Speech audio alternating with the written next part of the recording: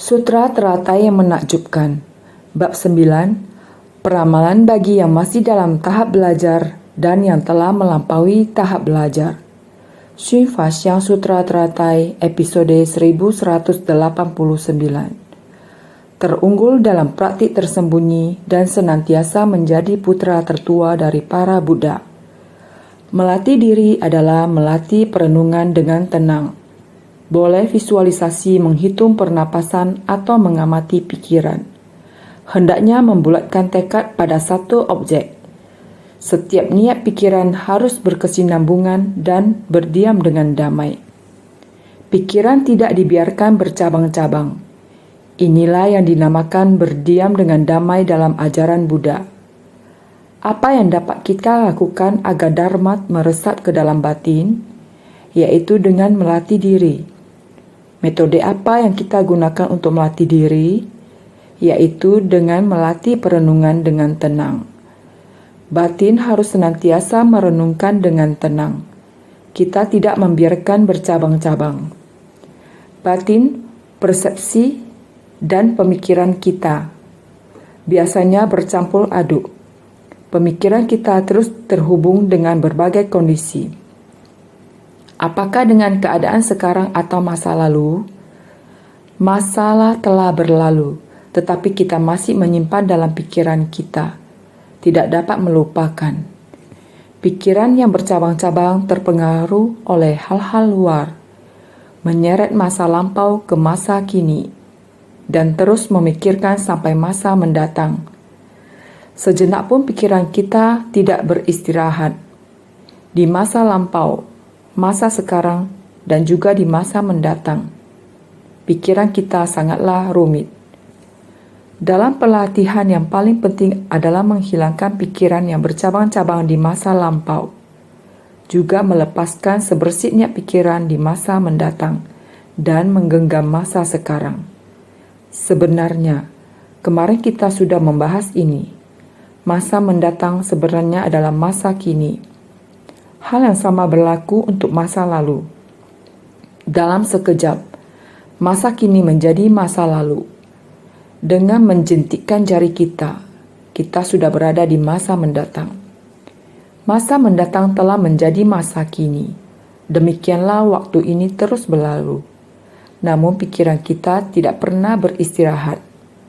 Waktu tidak meninggalkan jejak, namun selalu ada di dalam pikiran kita, mengganggu kita. Kita harus memanfaatkan momen ini dengan baik.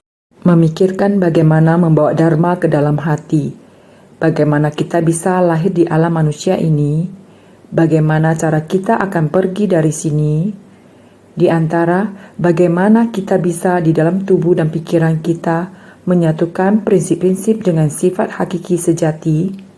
Bagaimana kita dapat menyatukan sifat hakiki yang demikian adanya. Dapat berpadu dengan prinsip kebenaran sejati.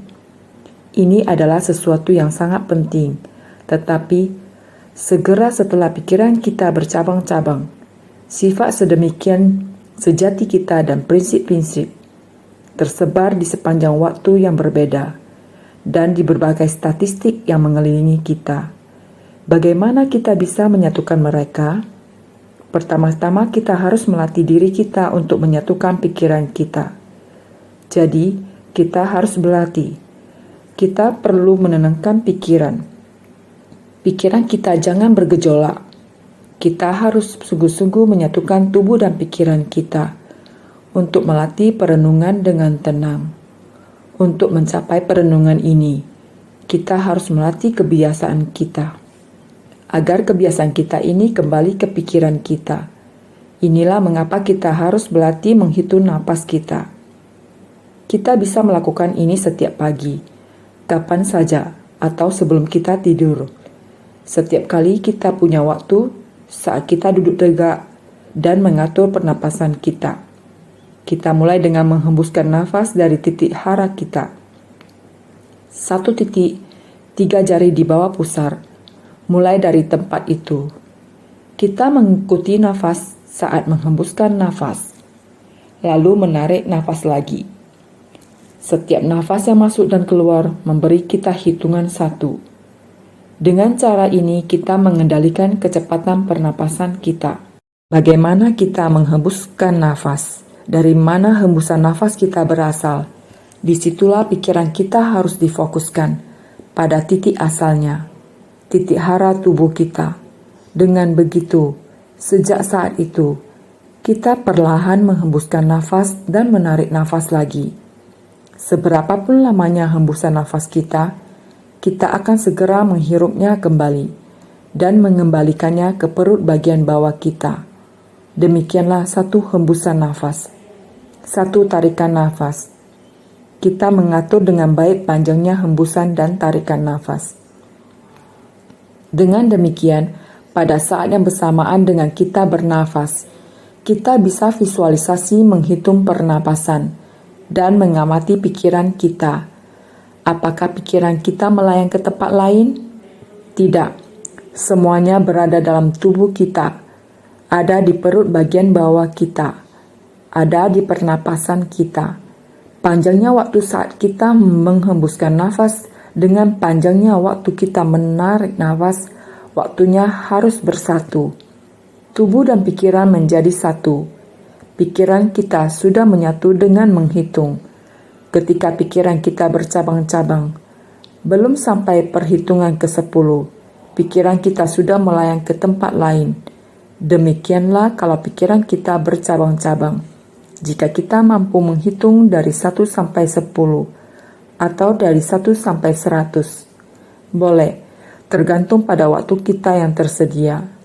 Apakah dari 1 sampai 10, atau sampai 30, 20, semuanya boleh.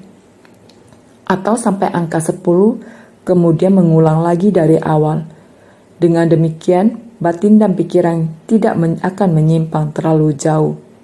Ini yang disebut visualisasi menghitung pernapasan. Tergantung kita mempunyai berapa banyak waktu.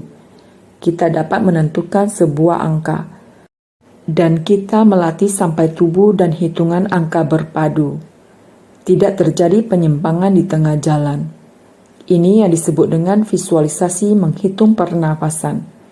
Visualisasi menghitung pernapasan atau mengamati batin kita. Di manakah batin kita? Bersungguh-sungguh menjaga sebersih niat ini.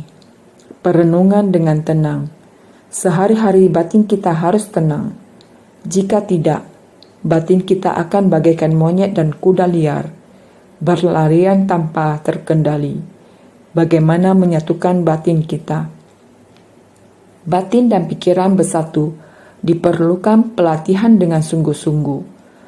Oleh karena itu, hendaknya membulatkan tekad pada satu objek. Kita membulatkan tekad tanpa niat pikiran lain. Kemarin telah dibahas, batin harus fokus. Fokus pada tekad ini.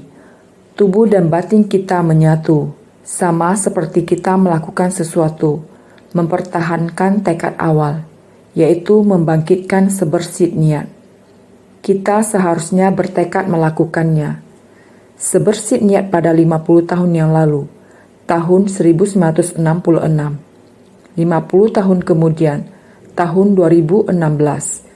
Sebersih niat ini menjadi benda terwujud. Sebenarnya, 50 tahun telah berlalu. Setengah abad berawal dari timbulnya sebersih niat itu. Sebersih niat itu muncul, membulatkan tekad, tanpa niat pikiran lain. Berjalan sedemikian di jalan ini. Setiap cinta kasih, semuanya diberikan di dunia. Dunia memiliki satu tekad yang sama. Menyatukan tekad para makhluk. Setiap orang juga membulatkan tekad pada satu objek. Dari satu menjadi tidak terhingga.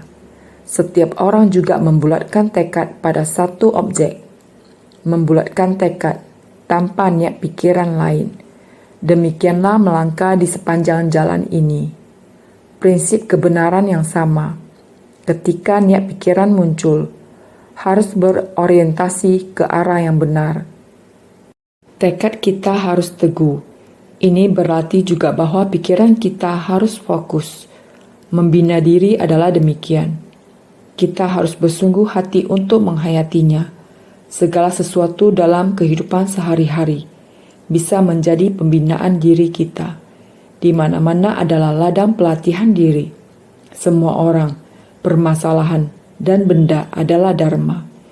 Pintu dharma tak terhingga yang muncul di hadapan kita. Semua orang, pintu dharma tak terhingga muncul di hadapan kita. Di mana-mana adalah ladang pelatihan diri. Asalkan arah pikiran kita tepat dan benar. Niat pikiran itu adalah ladang pelatihan diri yang paling tepat, sehingga kita setiap niat pikiran harus berkesinambungan dan berdiam dengan damai. Pikiran kita harus berdiam dengan tenang dan baik. Tujuan hidup di dunia, semuanya adalah demikian. Membina diri. Tujuan membina diri adalah membuat kita berfokus pada satu pikiran, agar kita bisa melenyapkan kegelapan batin dan noda batin, serta perilaku jahat atau kebiasaan buruk secara tuntas, dan beralih ke tekun dan giat bersemangat. Fokus tanpa bercabang dan maju tanpa mundur, memberi manfaat bagi para makhluk, dan menyadarkan para makhluk secara meluas. Sebersih niat pikiran ini adalah tujuan Buddha datang ke dunia, untuk membimbing para makhluk. Harus membiarkan pikiran kita tenang, berdiam tenang di arah yang tepat, tidak lagi memperbanyak noda batin, agar batin kita bisa sejernih lapisan lajuli. Di tengah kekeruhan itu, hawa jahat dan dikelilingi oleh segala macam kekeruhan. Tidak kehilangan kemurnian dan kejernihan lapisan lajuli ini. Tatapan kita sama seperti lapisan lajuli ini. Fisiknya masih demikian jernih dan murni. Kita masuk ke dalam dunia ini, sama juga. Bola lajuli ini tetap masih bersih, asalkan kita sedikit mengelapnya. Dia akan benar-benar bersih, tidak akan terkontaminasi oleh barang-barang yang kotor. Ini adalah kita mempelajari ajaran Buddha Dharma, kemampuan yang sangat penting untuk dikuasai, yaitu harus dimulai dengan cara ini untuk melatih, belajar membina diri, terus-menerus mengharumi, menyerap secara berkesinambungan, fasana, untuk kembali kepada sifat hakiki yang demikian adanya. Kita menggunakan berbagai macam metode, mengatur dengan baik tubuh dan pikiran, perilaku dan gerakan kita. Jadi, 3.000 peraturan dan 80.000 praktik rinci, semuanya dibina dengan cara ini, yaitu kembali pada pembinaan diri. Ini adalah yang perlu kita baik-baik. Membulatkan tekad pada satu objek. Setiap niat pikiran harus berkesinambungan dan berdiam dengan damai. Baik-baik berdiam dengan damai di dalam sifat hakiki kita yang demikian adanya. Kristal lapis lajuli yang jernih ini, sifat hakiki ini laksana kristal lapis lajuli yang jernih, tidak tercemar oleh kekotoran untuk menodai kita. Jadi, pikiran tidak dibiarkan bercabang-cabang. Pikiran kita harus dijaga dengan baik, sama seperti melakukan visualisasi menghitung pernafasan, menghitung angka pernapasan kita. Para praktisi pemula harus menyelaraskan pikiran kita. Apakah kita duduk dan menghitung sampai ratusan, menghitung sampai ribuan, atau puluhan ribuan. Dengan cara ini kita membiarkan semuanya tercampur. Setiap angkanya jelas. Tidak ada pikiran yang mengganggu di tengah prosesnya. Ini adalah untuk melatih konsentrasi kita. Pikiran tidak dibiarkan bercabang-cabang. Ini dinamakan berdiam dengan damai dalam ajaran Buddha. Jika kita bisa membina diri, seperti saat kita sedang menenangkan diri, pikiran tidak akan berkeliaran. Biasanya kita membangun satu tekad dan tidak ada niat pikiran lain. Ini disebut membina diri. Pikiran yang tenang tidak dibiarkan bercabang-cabang. Kita membangkitkan tekad dan membangkitkan ikrar. Ini adalah satu tekad dan tidak ada niat pikiran lain. Ini dinamakan membina diri. Oleh karena itu, agar semua orang bersungguh hati memahami dan menghayatinya, menghayati bagaimana kita menegakkan pembinaan diri pada 3.000 peraturan dan 80.000 praktik rinci. Kemarin kita sudah membahasnya. Di dalam tersembunyi praktik bodhisattva, kita harus mempertahankan dan menjaga niat pikiran ini dengan baik. Ini adalah praktik tersembunyi dari Rahula. Dia mempertahankan dan menjaga niat pikiran ini. Pikiran dapat dipertahankan, baru bisa 3.000 peraturan, 80.000 praktik rinci. Tidak peduli dharma yang dibabarkan oleh Sang Buddha masuk ke dalam batinnya. Di antara semua orang, tidak ada yang menyadarinya. Tapi Rahula, batin dan praktiknya, Sang Buddha membabarkannya. Dia akan melatihnya. Dia terhadap dharma tidak ada sedikit pun menyerah sama sekali. Di dalam kerumunan dengan 3.000 peraturan, tidak pernah berani untuk melonggarkan kendali. Memperlakukan orang dan materi dengan sikap demikian rendah hati. Tidak berani sedikit pun bersikap sombong. Terhadap dharma tidak berani ada sedikit pun curiga. Kepercayaannya sangat dalam. Terhadap orang lain tidak berani ada kesombongan, hati yang arogan, apalagi hati yang serakah, amarah ataupun kebencian. Tentu saja tidak ada semuanya. Tidak ada orang yang sombong. Pastinya dengan tutur kata dan sikap yang rendah hati, dharma ada masuk ke dalam hati. Kehidupan di dalam perkumpulan sangha, pasti tidak ada keserakahan, tidak ada kemelekatan. Terhadap orang penuh kelembutan, dharma meresap ke dalam batin. Bagaimana bisa ada kebodohan? Ada pikiran bodoh? Semuanya tidak ada. Jadi, 5 kekeruhan di dalam batin telah dilenyapkan seluruhnya. Kerisauan, ketidaktahuan, semuanya telah dilenyapkan. Perilaku seperti ini, tentu saja 3.000 peraturan dan 80.000 praktik rinci, tabiat buruk yang paling kecil juga semuanya telah dilenyapkan. Ini yang masyarakat semua orang tidak dapat mengerti kondisi batin Rahula. Sang Buddha sudah memahami. Oleh karena itu, banyak orang sedang membahas. Umur Rahula masih sangat muda, dan dia juga adalah putra Sang Buddha. Semua orang mengenalnya. Sayangnya, sampai kapan dia baru bisa mencapai tingkat arhat? Semua orang mendiskusikan ini. Tapi Sang Buddha tahu. Beliau memahaminya. Rahula polos dalam jalan kebenaran. Dia akan mampu. Di usianya yang sangat muda, dia akan dengan cepat mencapai buahnya, tingkat arahat. Kegelapan batin dan kebodohan batin sepenuhnya telah dilenyapkan. 80.000 praktik rinci, tabiat buruk terhapus sepenuhnya. Telah memutuskan akar kebodohan batin. Dengan segera dapat mencapai buahnya, tingkat arahat. Oleh karena itu, kemarin kita sudah sampaikan, Sang Buddha hanya mengingatkannya dengan lembut tentang 5 agregat. Harus memahaminya dengan baik. Perpaduan semu dari 5 agregat adalah tidak kekal. Manfaatkan dengan baik tubuh dan hati untuk direnungkan. Dia, Rahula, akan dengan penuh sungguh hati untuk merenungkan. Tubuh ini juga adalah perpaduan semu dari 4 unsur utama. Bentuk tubuh ini adalah tidak bersih. Harus sungguh-sungguh direnungkan. Mengapa semua orang bertindak hanya demi tubuh ini? Masalah terbesar manusia adalah karena mempunyai tubuh ini. Karena mempunyai tubuh ini, sehingga menciptakan banyak karma buruk.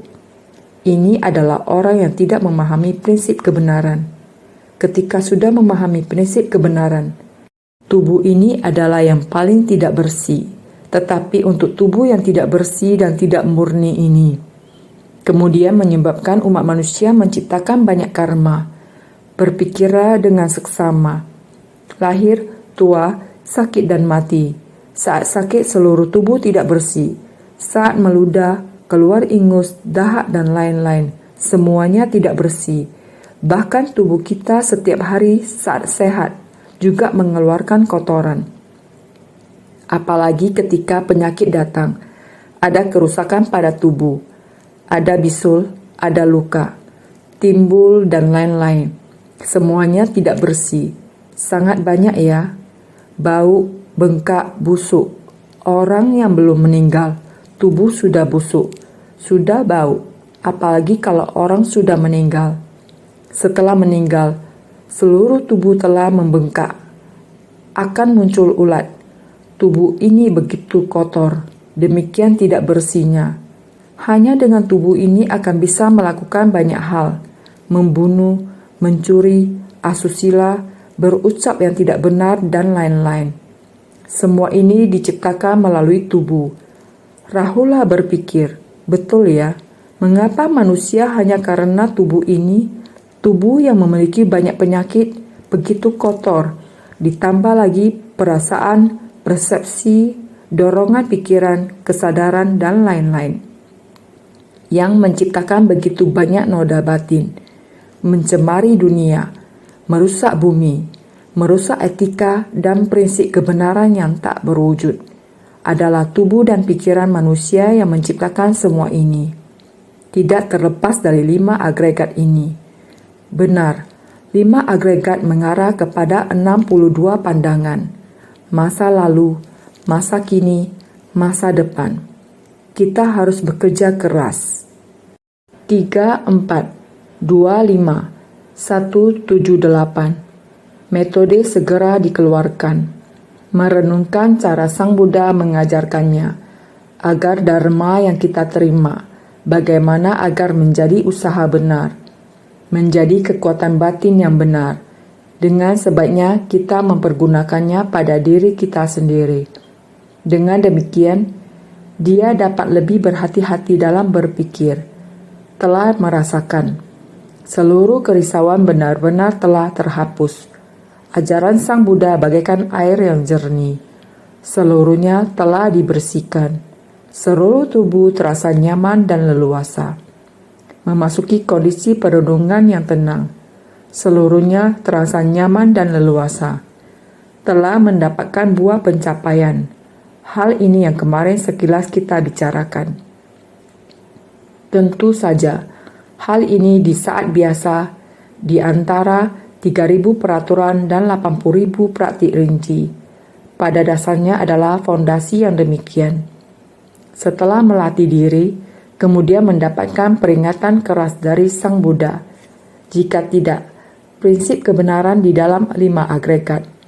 Sang Buddha sering mengatakan, mengapa harus di saat ini, meskipun telah mengucapkan prinsip kebenaran dari 5 agregat. Ketidakkekalan dan kekosongan harus dengan bekerja keras. Dengan demikian, begitu intisari diungkapkan, dia dengan sungguh hati mengingatkan kembali. Lihatlah, demikian disebut kapasitas jalinan jodoh telah matang dan mencapai buah arhat. Inilah Rahula. Seluruh 80.000 praktik rinci menghapus tabiat buruk, menunjukkan 3.000 peraturan, interaksi dengan manusia, dalam kehidupan sehari-hari. Seluruhnya sesuai dengan aturan kedisiplinan. Ini adalah kepribadian seseorang praktisi, harus dengan bersungguh hati menghayati. Mari kita lihat naskah sutra sebelumnya. Pada masa kehidupan mendatang, dia akan bertemu dengan para Buddha sebanyak koti tak terhingga, menjadi putra tertua bagi mereka masing-masing. Satu hati mencari jalan kebudaan. Praktik tersembunyi dari Rahula, hanya aku yang mampu mengetahuinya. Sutra Teratai Bab 9, Peramalan bagi yang masih dalam tahap belajar dan yang telah melampaui tahap belajar. Inilah yang Sang Buddha pahami. Paling memahami Rahula, pada usia yang masih muda, dapat memperoleh buah pencapaian. Buah arhat sudah matang. Buah arhat sudah matang menunjukkan pikirannya. Dia telah menghapus pikiran rumit dan kotoran. Pikirannya sudah bersih dengan sempurna. Ini adalah masa depan Rahula. Masih akan membina diri di bawah bimbingan para Buddha yang jumlahnya miliaran tak terhitung. Juga sama dengan putra tertua dari miliaran Buddha yang tak terbatas. Sama dengan Buddha Sakyamuni yang sekarang. tempat untuk melatih diri. Ketika Rahula sedang melatih 3.000 peraturan dan 80.000 praktik rinci. Selama ia tekun dalam menerima Dharma ke dalam hati, ia akan sangat fokus. Sang Buddha sangat memahami Rahula. Naskah sutra selanjutnya mengatakan, dia menampakkan diri sebagai putra tertuaku demi menunjukkan kepada semua makhluk puluhan juta koti tak terhingga pahala kebajikan yang tak terkira. Berdiam dengan damai di dalam ajaran Buddha guna mencari jalan tiada tara. Sutra Teratai Bab 9. Peramalan bagi yang masih dalam tahap belajar dan yang telah melampaui tahap belajar. Sekarang Rahula, pada tempat pencapaian pencerahan, saya bermanifestasi sebagai seorang putra tertua saya. Ini untuk membuat semua orang mengerti itu, bahwa semua makhluk adalah sama. Umur seseorang tidak masalah. Ketika dia masih sangat muda, saya membawanya ke jalan, dan dia memasukinya seperti anak polos. Ini juga memberitahu semua orang bahwa ketenaran, kekayaan, dan status duniawi semua hanyalah ilusi. Ketika Sang Buddha tercerahkan, beliau juga menginginkan keluarga terdekatnya juga bisa tercerahkan. Berharap agar mereka tidak serakah akan ketenaran, kekayaan, dan status duniawi. Sebagai raja suatu bangsa, seseorang memiliki kewajiban untuk bekerja keras untuk rakyatnya. Bukan hanya seseorang yang bekerja keras untuk rakyat. Orang juga harus mendidik orang. Ini lebih mudah dikatakan daripada dilakukan. Semua orang masuk dalam kasta yang berbeda.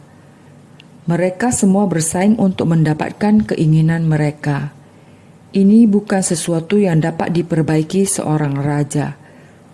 Selama ada negara, akan selalu ada orang luar yang mencoba menyerang. Mau tidak mau, raja juga ingin memperluas perbatasannya sendiri. Dengan demikian, akan menyerang yang lain. Kompetisi tanpa akhir seperti ini adalah sumber dari semua perbuatan salah di dunia ini. Tersadarkan, Buddha Sang Maha Sadar. Oleh karena itu, Sang Buddha membimbing anaknya yang relatif yang paling dekat, mampu untuk mewariskan dan meninggalkan tatanya, bergabung dengan anggota Sangha untuk membina diri, merupakan cinta kasih terbesar Sang Buddha kepada Rahula. Sang Buddha juga mengajak Rahula untuk membina diri bersama. Ini membuktikan bahwa jalan pelatihan ini nyata, praktik yang nyata, merupakan keberuntungan, kebahagiaan terbesar di alam manusia, berkah yang sebenarnya. Berkah dan kebijaksanaan dapat diperoleh di perkumpulan Sangha. Sang Buddha ingin menyadarkan Rahula bahwa berlatih diri dalam anggota Sangha tidak terdapat di kehidupan berikutnya. Kehidupan selanjutnya terdapat berbagai kerisauan yang belum diketahui yang sedang berlanjut. Ini merupakan sebuah contoh. Sang Buddha bahkan mengajak murid-muridnya, kerabat istana kerajaan, bibinya dan Yasodhara. Semuanya diajak ke dalam praktik ini. Ini adalah Sang Maha Sadar. Jalan kesadaran ini merupakan sebuah jalan yang tiada celah. Oleh karena itu, Rahula di antara murid-murid Sang Buddha merupakan yang terunggul dalam praktik tersembunyi. Dia menampakkan berbagai tindakan yang melanggar aturan kedisiplinan dari Buddha. Di antara para murid Buddha, Rahula adalah yang terunggul dalam praktik tersembunyi.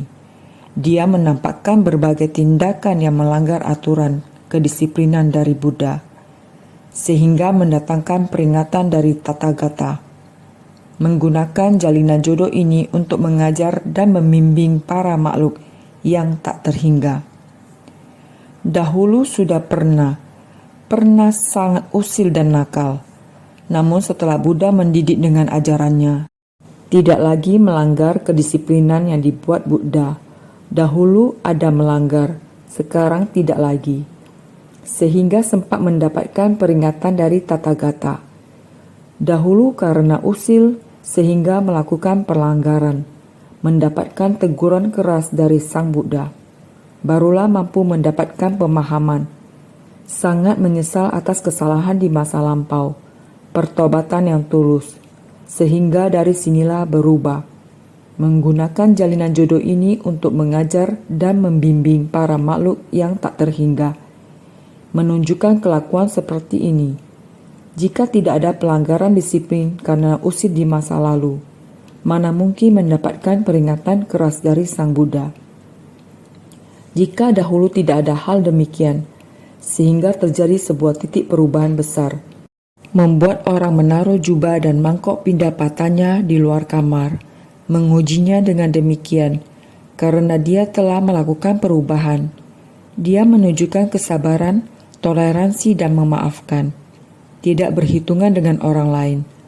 Perilaku demikian membuat kita dapat menjadikannya sebagai teladan, sehingga walaupun dikatakan Master ada menceritakan sebuah kisah beberapa hari lalu, bukan sebuah kisah, namun ini merupakan sebuah pengajaran. Rahula memanifestasikan wujud demikian, menunjukkan hubungan keluarga dengan Buddha, hubungan dekat sebagai anak Buddha, namun dalam hal melatih diri adalah hubungan antara guru dan murid. Buddha hendak mendidik Rahula, bocah yang begitu kecil. Mesti menggunakan cara apa untuk mendidiknya? Menggunakan sebaskom air. Gunakan kesempatan saat Rahula mencuci kakinya untuk mendidik dan memperingatkannya. Seperti kita sekarang, 3 peringatan hari besar jadi satu. Hari Ibu diadakan bersamaan pada hari Waisak pemandian Rupang Buddha.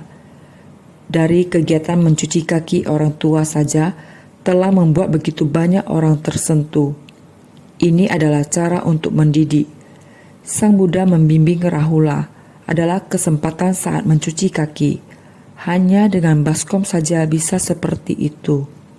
Hal ini membuat Rahula sepenuhnya tersadarkan, mengubah kehidupan pada dirinya saat dalam perjalanan bersama Sariputra, dan mereka bertemu gerombolan bandit pengemis.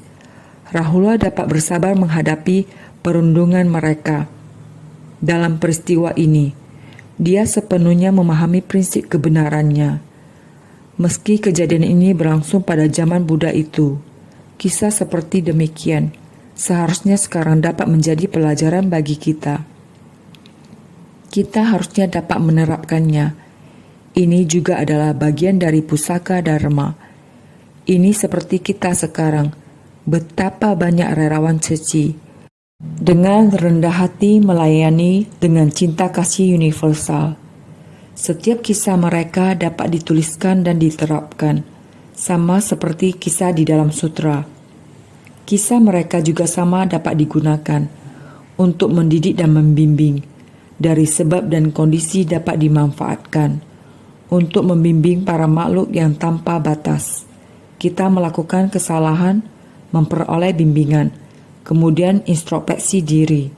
Proses ini adalah suatu kesempatan untuk mengajari murid yang seperti itu, baik praktisi perumah tangga maupun monastik.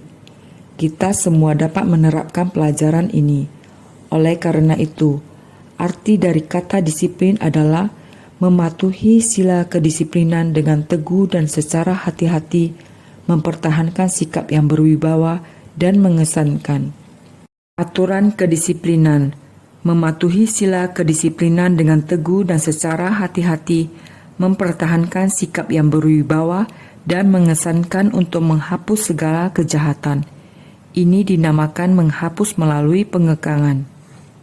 Buddha menetapkan sila kedisiplinan agar orang-orang dapat mencegah kesalahan dan menghentikan kejahatan. Adalah aturan yang mengingatkan kita sekalian akan tata cara dalam bersikap dan berinteraksi di dalam masyarakat.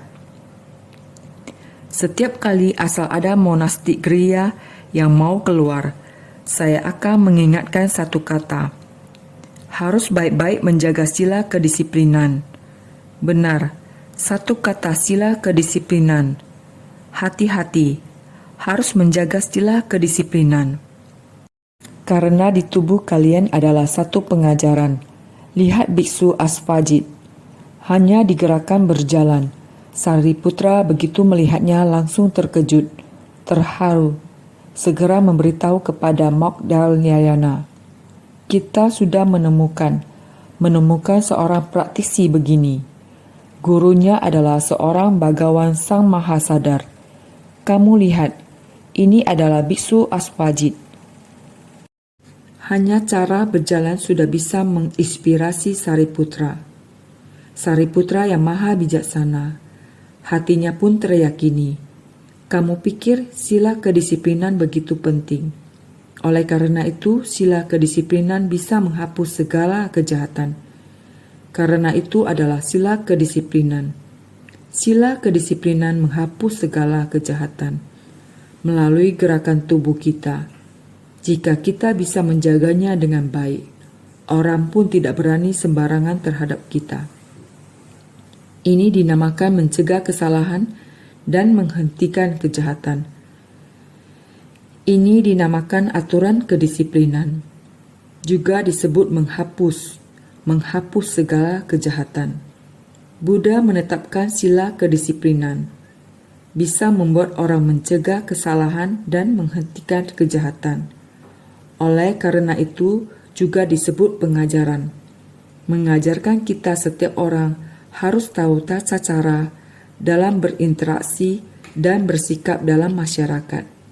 Tata cara, prinsip kita harus memiliki sila kedisiplinan.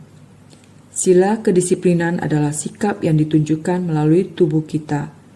Kita harus baik-baik. Sila kedisiplinan harus dijaga. Jadi sekarang Rahula, dia menampakkan diri sebagai putra tertuaku demi menunjukkan kepada semua makhluk. Sekarang meskipun Rahula adalah anak pangeran, adalah cucu raja. Sang Buddha lalu berkata, menampakkan diri sebagai putra tertuaku demi menunjukkan kepada semua makhluk, supaya semua orang memahami. Sebagai seorang ayah, setiap orang berharap anak bisa sukses. Namun Sang Buddha, dia juga seorang ayah. Dia ingin kesuksesan anaknya. Bukan memiliki kekuasaan di dunia, namun adalah memiliki kebenaran sejati dunia. Maka dia membimbingnya untuk meninggalkan kehidupan duniawi. Dia menampakkan diri sebagai putra tertuaku, demi menunjukkan kepada semua makhluk. Sekarang menampakkan diri sebagai putra tertuaku, demi menunjukkan kepada semua makhluk di dunia. Sekarang menampakkan diri sebagai putra tertuaku. Sebenarnya, Rahula juga adalah seorang praktisi di masa lalu. Sekarang datang ke dunia ini. Benih sebab dan kondisi ini. Jodoh ayah dan anak. Jodoh ayah dan anak ada di dunia ini. Demi menunjukkannya kepada semua makhluk di dunia. Supaya semua orang memahami konsep pemikiran orang awam. Pangeran meninggalkan kehidupan berkeluarga. Raja berkata, kamu harus memiliki anak. Kamu baru boleh meninggalkan kehidupan berkeluarga. Lihat, inilah konsep pemikiran orang awam. Jadi, bagaimana jika kamu memiliki anak? Bukankah sama saja juga akan kembali membimbingnya? Kebenaran sejati adalah kebenaran sejati. Nilai dari kebenaran sejati lebih berharga dibandingkan dengan segala ketenaran dan rupa. Jadi inilah sejenis untuk membangkitkan kita para makhluk. Puluhan juta koti tak terhingga, pahala kebajikan yang tak terkira. Ini adalah metode untuk menyadarkan para makhluk. Puluhan juta koti tak terhingga, pahala kebajikan yang tak terkira. Pahala kebajikan yang terakumulasi dari praktik tersembunyinya. Jumlahnya terlaksa koti tak terhingga, tidak terkira dengan angka-angka, sehingga pahala kebajikan yang terakumulasi dari praktek tersembunyinya. Rahula, di dalam tersembunyi praktik bodhisattva, di luar menampakkan penampilan Sravaka. Demikian juga setiap orang memiliki sifat hakiki tatata. Dia sangat jelas, tetapi datang ke dunia. Ada proses yang demikian kecil dan lainnya untuk dijadikan sebuah pengajaran. Menggunakan ini untuk mengajari orang.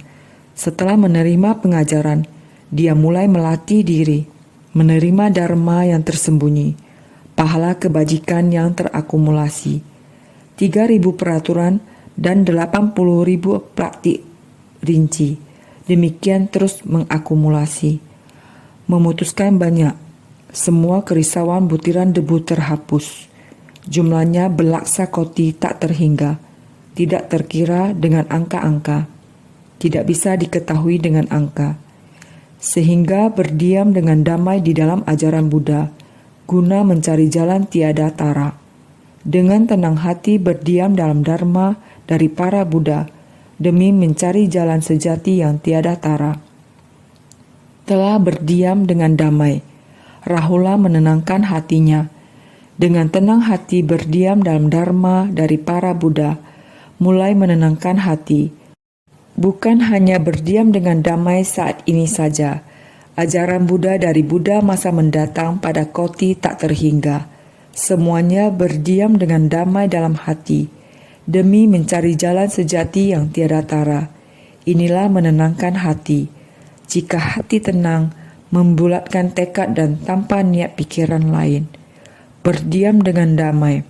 Sekarang demikian, di masa mendatang juga demikian tenang, sehingga menunjukkan kepada semua makhluk akan pahala kebajikannya yang tak terhingga.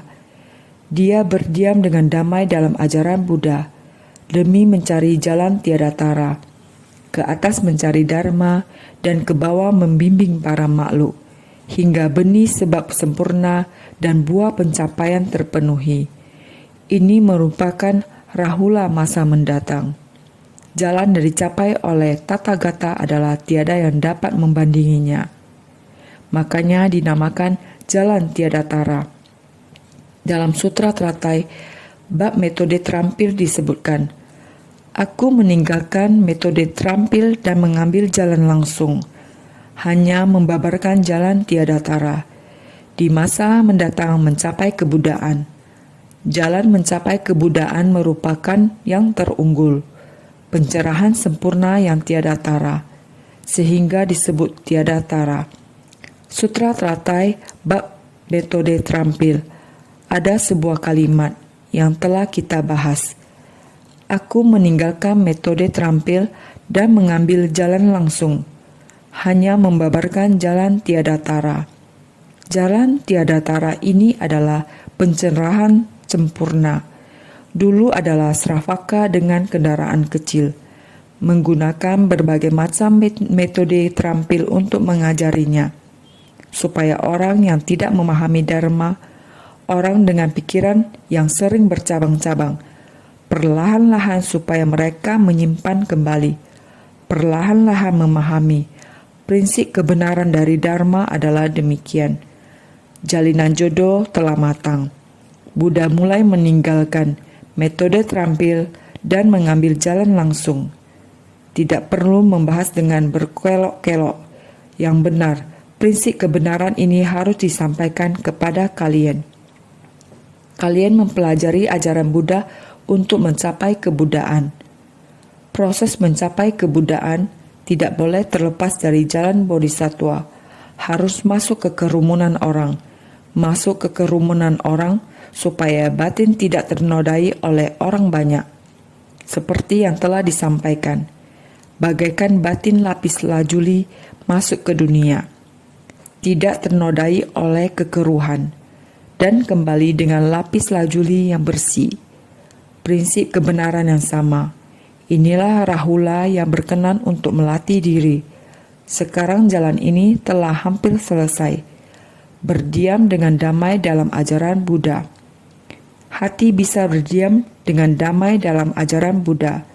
Tidak ada lagi batin yang mundur. Sehingga kita setiap orang, apakah batin telah berdiam dengan damai? Jika bisa berdiam dengan damai, maka batin tidak mundur. Jika tidak berdiam dengan damai, batin kita akan mundur. Sehingga supaya batin tidak bercabang-cabang, harus bagaimana menyatukan jasmani dan batin, tentu saja harus lebih bersungguh hati dalam keseharian.